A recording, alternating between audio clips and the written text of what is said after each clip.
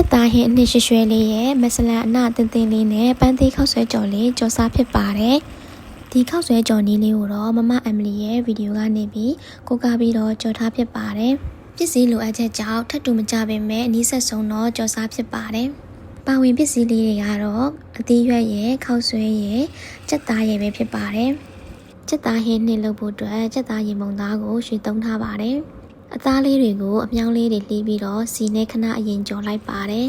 ။ဟင်းနှစ်ချက်ဖို့အတွက်ကတော့ချက်သွန်ဖြူချက်သွန်နီကရဝေးခောက်ရဲ့ငရုတ်ကောင်ရဲ့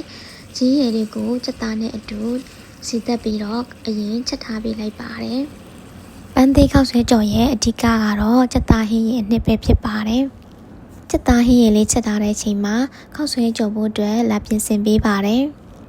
ပြုတ်ထားတဲ့ခောက်ဆွဲတွေကိုပဲငံပြရဲ့အနောက်ထည့်ပြီးတော့အယောင်လေးတွေညီသွားရအောင်နေထားပေးပြီးရင်ခောက်ဆွဲကိုစတင်ကြော်ပါတော့မယ်။စီပူလာရင်ချက်သွန်ဒီကိုစီသက်ပြီးရင်ခဏကလှိဖြတ်ထားတဲ့အသီးရွက်တွေကိုအရင်ကြော်ပေးပါမယ်။ခရမ်းချင်ဒီကတော့ရွှေမမရှိလို့မတုံးထားရပါဘူး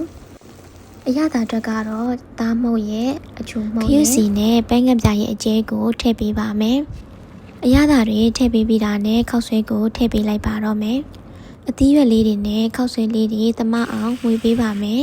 ။မှွေတဲ့ချိန်မှာတော့ခောက်ဆွဲလေးတွေပြတ်မထွက်သွားရအောင်လို့ဖွားလေးနဲ့မှွေပေးပါမယ်။ဒီဘက်မှာတော့ရွှေချက်သားချက်ထားရလေးလည်းချက်ပြီးဆိုတော့ခောက်ဆွဲကြော်လေးမှာထည့်ပေးပါတော့မယ်။ချက်သားဟင်းရည်လေးခက်ရွှဲလေးသုံးရမှာဆိုတော့ဟင်းရည်လေးတွေကိုပိုချက်ထားပေးဖြစ်ပါတယ်။ချက်သားလေးနဲ့ချက်သားဟင်းရည်လေးတွေကိုခောက်ဆွဲပေါ်မှာရွှဲလေးလောင်းချပေးတာနဲ့အခုလိုလေးသမအောင်မှွေပေးလိုက်ပါတယ်။ပြီးရင်တော့မဆလာနဲ့လေးပုံမှွေးသွားရအောင်နောက်တစ်ခါထပ်ထည့်ပေးလိုက်ပါတယ်။ခောက်ဆွဲကြော်လေးနဲ့တွဲစားဖို့အတွက်ချက်ဥလေးကိုလည်းကြော်ပါမယ်။